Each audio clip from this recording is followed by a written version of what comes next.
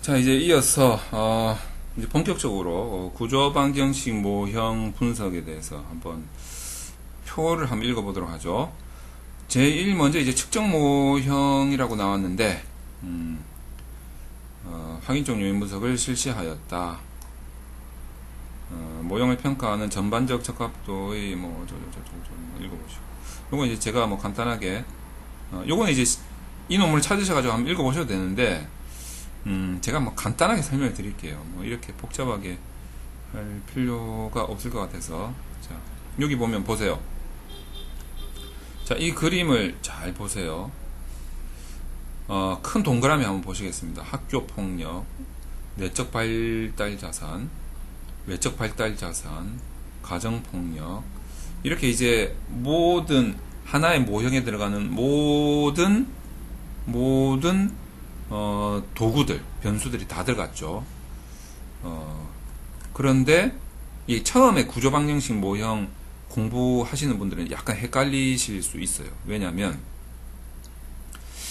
이상하다. 분명히 여기에 확인적 요인 분석이라고 적혀 있는데 내가 아는 확인적 요인 분석은 이런 모양이 아닌데 라고 지금 고민을 하신다면 공부를 꽤 열심히 하시는 학생입니다.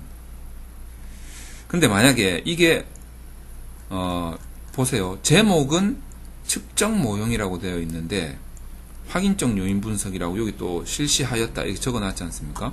근데 이제 제 강의를 많이 들으셨거나 구조방정식 모형을 좀 많이 공부하신 분들은 나는 이거 이해된다 라고 하시면 굉장히 잘 하시는 거죠. 자, 이 부분에 대해서 제가 잠깐 설명을 드리도록 하겠습니다. 헷갈릴 수 있어요. 처음 공부하시는 분들은 헷갈릴 수 있어요. 왜 헷갈릴 수 있냐면 여러분들이 처음에 이제 구조방정식 모형을 접하게 되면 확인적 요인 분석이라고. 그러니까 어떤 거냐면 이렇게 보시면 됩니다. 요 구조방정식 모형에 대한 저 블로그나 유튜브에 제가 올려져 있는 강좌를 보시면 좀 좋겠는데 구조방정식 모형을 이제 이렇게 약자로 SEM이라고 하죠.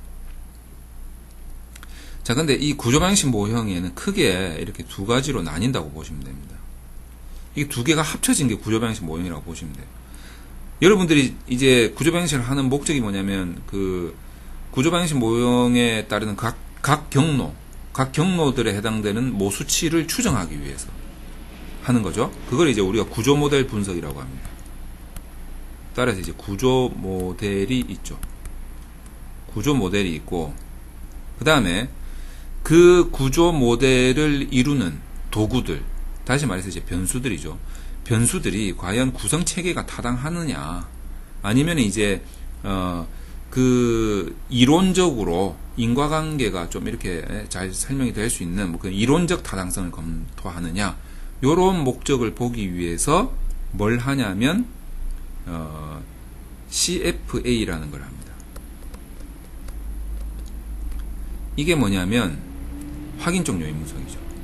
한글로 요 밑에다 쓰겠습니다. 확인적 요인 분석이라고 하죠. 자, 그런데 이 확인적 요인 분석에서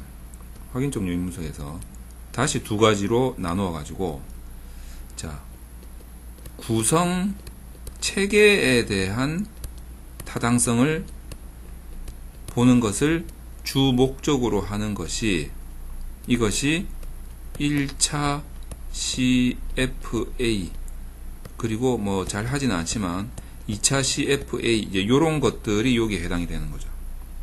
자, 그리고 나서 이것들을 통과하게 되면 이제 중간에 대부분은 변수 계산이라는 과정을 거치게 됩니다. 변수 계산, 자, 과정을 거치게 되죠. 자, 여기까지를 우리가 뭐라고 말할 수 있냐면 확실하게 요인 분석이라고 말할 수 있습니다.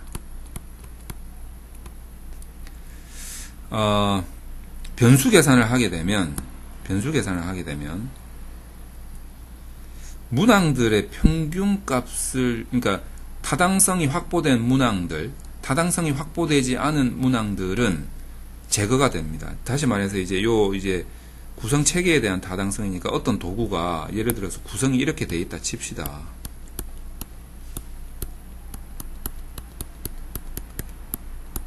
자, 제가 항상 뭐 드리는 설명인데, 자, 요게 문항이고, 요게 요인이고, 요게 도구입니다. 자, 이게 도구고, 이게 요인이고, 이게 문항이다. 구성 체계의 타당성을 보겠다. 그 말은 얘가 얘한테 속한 놈이지 얘한테 속한 놈이 아니다. 이거를 보는 거예요. 그래서 얘한테 속한 놈이 맞다 이러면 얘는 타당성이 있는 거고, 얘한테도 속한다, 얘한테 더 잘 속한다 이렇게 되면 얘는 타당성이 없는 놈이기 때문에 얘는 제거가 됩니다. 그럼 이제 이 두 문항 남았죠? 두 문항은 타당성이 있네? 그럼 이 두 문항의 평균값을 구해가지고, 또는 대표값을 구하든지 뭐 하여튼 그런 식으로 해가지고 얘한테 값을 넘겨주고, 얘들은 장렬하게 이제 전사해서 다음 분석부터는 사용하지 않습니다. 그렇게 되면 요게 자 1차원, 2차원, 3차원이었던 게 1차원이 없어지니까 요게 1차원, 2차원이 되잖아요. 그러니까 다시 말해서 3차원이 됐던 게 2차원으로 줄어드는 거죠. 그러니까 차원이 감소가 됩니다. 요인 분석을 하게 되면 차원이 감소가 됩니다. 차원이 감소가 돼요. 자, 이렇게 평균값 넘겨주고 이렇게 하는 과정을 변수 계산이라고 하는 거죠. 아시겠죠? 자, 그렇게 되면 여러분들 요인 분석을 하면 차원이 감소가 되는구나. 진짠가? 여러분들이 SPSS라는 프로그램 한글판을 가지고 계시면은 여기에 카테고리에 분석에 들어가 보세요. 분석 밑에 카테고리에 차원 감소라는 카테고리가 있습니다. 차원 감소라는 카테고리 안에 요인 분석이 있어요. 이게 IBM에서 왜 이렇게 만들어 놨겠어요? 요인 분석하면 차원 감소가 된다 이거죠. 자, 그래서 차원 감소가 됐어요. 지금 이렇게 되면 이제 차원 감소가 된 겁니다. 아주 모형들이 간단해졌겠죠. 독립 변수도 그렇고 매개 변수도 그렇고 종속 변수도 그렇고, 얘네들이 이제 다 모아놓고 심플해진 아주 날씬해진 얘네들을 다 모아놓고 이쪽으로 오는 거죠. 이게 뭐냐면 측정 모형입니다. 그래서 여기가 모델 했으니까 측정 모델 해서 이제 라임을 좀 맞춰주자. 그래서 이제 저는 측정 모델이라고 하겠습니다. 요게 만약에 구조 모형이면은 요것도 측정 모형 이렇게 써주면 되겠죠. 저거하고 똑같아요. 랩하고 똑같아요. 라임 맞춰주는 거죠. 자, 그래서 측정 모델도 크게 보면 확인적 요인 분석에 속하는 거죠. 지금 이 논문은 이 과정이 없어요. 바로 측정 모델로 넘어왔습니다. 예를 들어서 둘 중에 하나겠죠. 차원 감소시킬 그럴 필요성이 없었기 때문일 수도 있고, 아니면 이 과정을 그냥 신뢰도가 위에 아까 나왔는데 신뢰도만 보고 그냥 변수 계산을 실시해서 넘어왔을 수도 있고, 아니면은 누락이 됐을 수도 있고, 여러 가지 있겠죠. 그래서 제가 평가를 안 할 겁니다. 이 논문을 잘했니 못했니. 그래서 이제 그냥 넘어가도록 하겠습니다.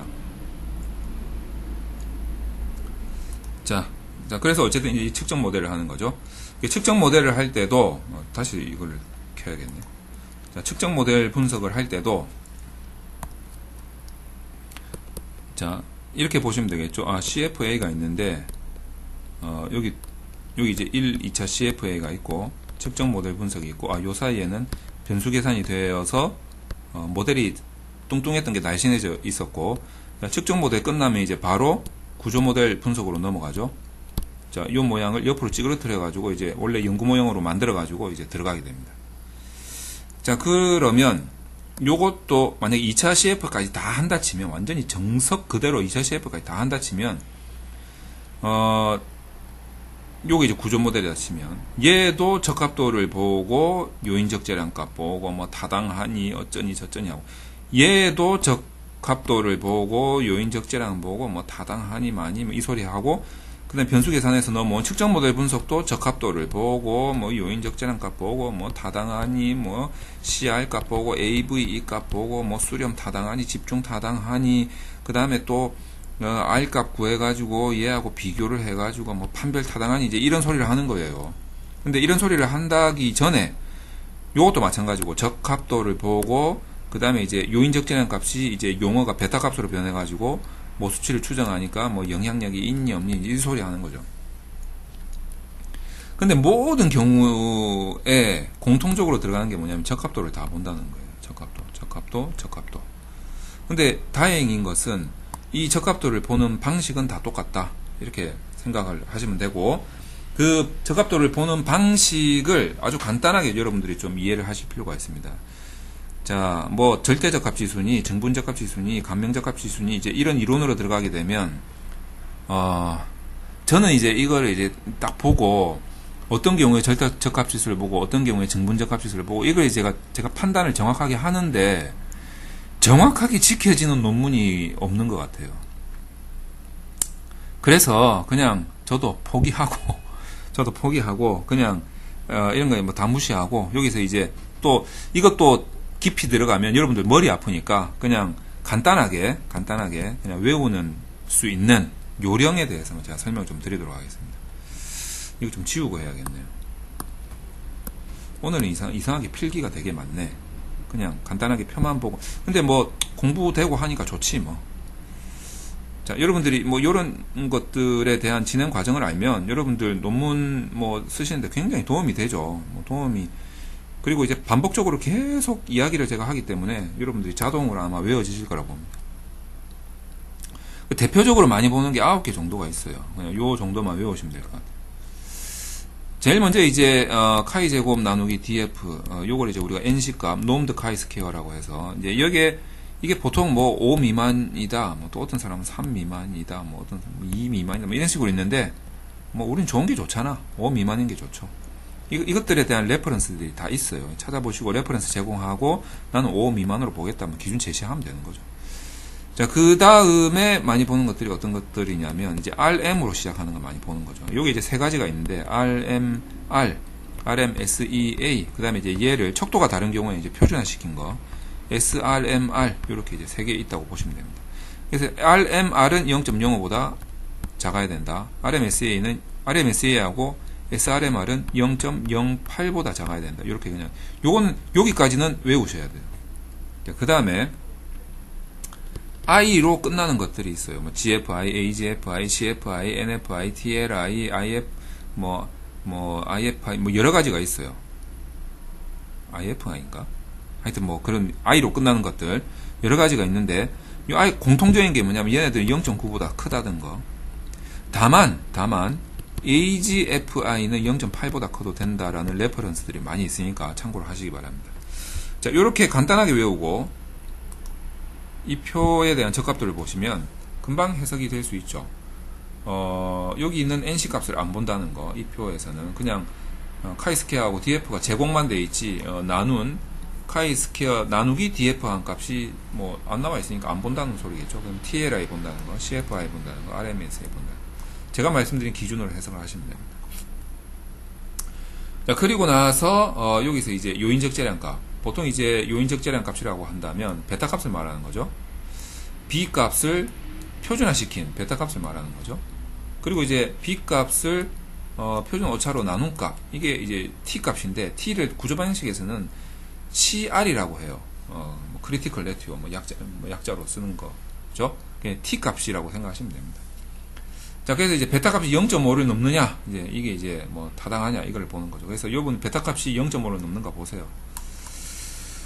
이제 쭉 넘어가겠습니다. 쭉 넘어가면, 이제 변수간 인간, 요 이제 구조 방식 모델 분석을 이제 본격적으로 했다는 거죠. 요것도 적합도가, 나와야 되는데, 뭐 어디 안 나오면 그냥 뭐 넘어가겠습니다. 자, 그래서 이제 경로에 대한 모수치 추정을 이제 베타 값으로 보는 거죠. 베타 값. 이 값은 측정 모형 위에 방금 본 그 베타 값하고는 이름은 같은데 용어가 달라요. 요것도 좀 설명을 드리도록 하겠습니다. 헷갈릴 수 있으니까. 자, 이제 그 CFA에서 나온 거, 뭐 1차든 2차든 측정 모형이든 CFA 종류에서 나온 베타 값은 용어를 우리가 요인 적재량이라고 표현을 많이 합니다. 또는 요인 적재치 해가지고 얘는 0.5보다 커야 돼. 0.4를 기준으로 하는 사람도 있고 막 그래요. 자, 그런데 이제 구조 모델로 넘어오면 이게 베타 값이 요인 적재량이라고 부르지 않습니다. 모수치 추정 뭐 이렇게 하는 거죠. 모수치 추정. 그래서 이제 요걸 이제 영향력이라고 하는 거죠. 얘는 0.5를 넘어야 된다 이런 게 아니고 그냥 얼마가 나오면 그 얼마 값이 나온 거에 대해서 P값을 구해가지고 이 P값이 0.05보다 작으면 이 영향력이 통계적으로 의미가 있다. 이제 이렇게 해석을 하는 거죠. 자, 그래서 보면 되고 SMC 값은 R제곱이라고 생각하시면 돼요. SMC 값은. 그래서 이제 설명력이라고 보시면 됩니다. 5.7% 설명력을 가진다. 이거는 뭐 뭡니까? 0.691인가? 69.1% 설명력을 가진다. 뭐 이렇게 보시면 되는 거죠. 그렇습니다. 자, 그래가지고 여러분들이 해석을 한번 해보시면 될 것 같습니다.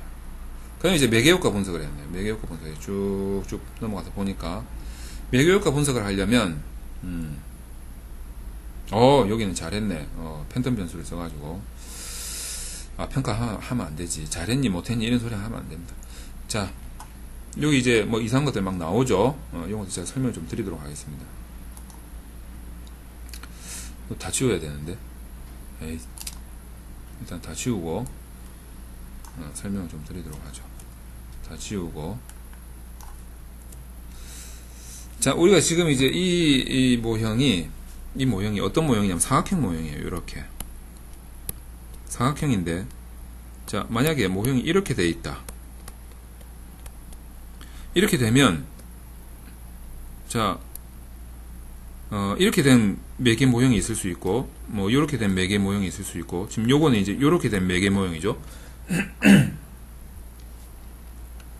이렇게 되면 독립변수 입장에서 종속변수한테 가는 경로가 요렇게 직접이 하나 있을 수 있고, 자, 요렇게 가는 경로가 하나 있을 수 있고, 요렇게 가는 경로가 하나 있을 수 있고, 그 다음에 요렇게 가는 경로가 하나 있을 수 있겠죠. 총 경로가, 자, 독립변수 입장에서 보겠습니다. 종속변수까지 가는 경로가, 자, 요거 1번 다이렉트로 가는 거, 요거를 다이렉트라고 하죠. 요것을 직접 효과라고 합니다. 자, 그 다음에 요렇게 가는 경로가 하나 있겠죠. 자, 요거 1번, 2번, 자, 요거 2번입니다. 요거 인다이렉트죠. 인다이렉트 간접 효과죠. 자, 3번 요렇게 가는 효과 3번, 요것도 인다이렉트 간접이죠. 자, 4번, 자, 요렇게 가는 효과 이중매개가 되는 거죠. 자, 인다이렉트긴 한데 요걸 이중매개라고 쓰겠습니다. 요것도 간접 효과죠. 자, 요렇게 나옵니다. 그 다음에 얘 입장에서 한번 보겠습니다. 얘 입장에서 매개 1번, 매개 1번, 매개 1번에서 보면 얘도 이렇게 직접으로 가는 경로가 있지만 얘를 통해서 이렇게 가는 경로가 하나 나올 수 있겠죠. 그래서 5번의 경로, 자, 이렇게 가는 경로, 5번 경로가 직접 효과 다이렉트가 되겠고, 자, 이렇게 가는 6번 경로, 6번 경로가 간접 효과가 됩니다. 자, 이렇게 보면 경로가 되게 많아요. 그 나머지들은 전부 다 직접 효과들이죠. 뭐 요런 거 이런 거 다 직접 효과들입니다. 근데 이제 직접 효과는 일단 제껴놓고 여기서 나오는 간접 효과가 몇 개냐면 간접 효과가 하나, 둘, 셋, 네 개의 간접 효과가 지금 존재를 하는데, 이게 지금 에이모스로 푸른 거라면, 에이모스 프로그램으로 푸른 거라면 간접 효과가 몇 개가 나오냐면 요거 하나 나올 거고, 그 다음에 요 세 개는 통으로 하나가 나올 겁니다. 그래서 간접 효과가 두 개밖에 안 나올 거예요. 여기는 그렇게 표현이 되어 있는지는 모르겠는데, 간접 효과가 여기는 가정폭력, 외적 발달, 학교 폭력, 내적 발달, 요걸 이제 구분을 해줬네요. 아, 요거는 해가지고 부트스트래핑 해가지고 양적 검증 해가지고 이렇게 했는데, 요거 프로그램을 뭐 썼는지를 한번 보도록 하겠습니다. 에이모스를 썼네요. 에이모스를 썼는데 봅시다.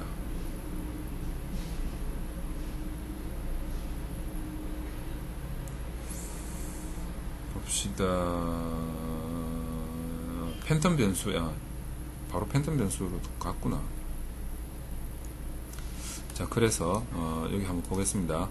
아까 그 표 그 표, 이 표가, 자, 이 표가 지금 요 정확하게 구분해서 가정폭력을 독립변수로 한 독립변수의 간접효과들이 원래 3개죠. 독립변수의 간접효과들이 원래 3개지 않습니까? 요 3개가, 자, 이 사람은, 자, 이분은, 이 박사님은, 자, 얘의 매개 효과, 얘가 이렇게 가는, 자, 얘가 이렇게 가는, 얘가 이 둘 사이에서 매개 효과를 하는 요 부분에는 지금 신경을 쓰지 않고 있어요. 이 부분은 검증하지, 뭐, 가설이 아니니까 검증을 안 하고 있고, 오로지 독립변수가 종속변수로 가는 얘의 매개 효과, 요렇게 표시할게요. 얘의 매개 효과, 얘의 매개 효과 2개, 그 다음에 요렇게 가는 매개 효과 3개를 지금 신경을 쓰고 있는 거죠. 자, 그런데 이 3개가 에이모스에서 그냥 단순하게 효과 분해해가지고 부트스트래핑으로 효과 분해해서 나오면 이 3개가 하나로 나오기 때문에 구분해서 볼 수가 없어요. 그렇기 때문에 다른 방식을 쓴 게 팬텀 변수예요. 자, 팬텀이 고스트죠. 유령입니다. 유령. 자, 그래서 요 경로들에 해당되는 유령 경로를 각각 만드는 거죠. 요거 이제 어떻게 만드는지 제가 설명을 좀 드리기 위해서 다른 페이지로 가서 설명을 좀 드리도록 하겠습니다. 자, 요거 잘 보시면, 자, 보세요. 자, 이 경로가 있는데,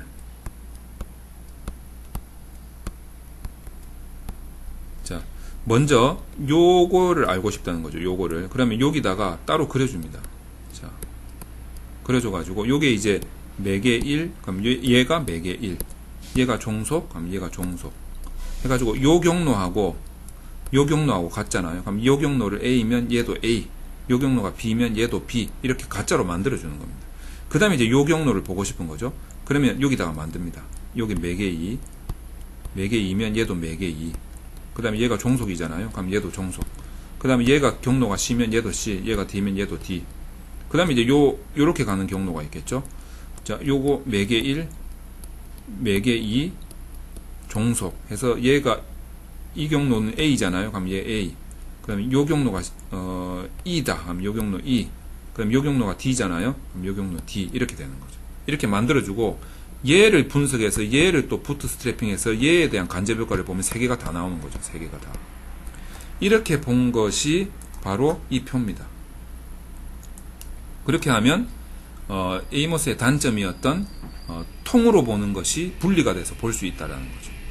자, 그렇게 해서 매개 효과를 구분해서 봤다라고 볼 수가 있습니다. 그래서 이제 거기에 따른 유의확률 P값이 0.05보다 작냐? 그러면 이제 의미가 있다. 그리고 이제 방향 같은 것도 봐야겠죠.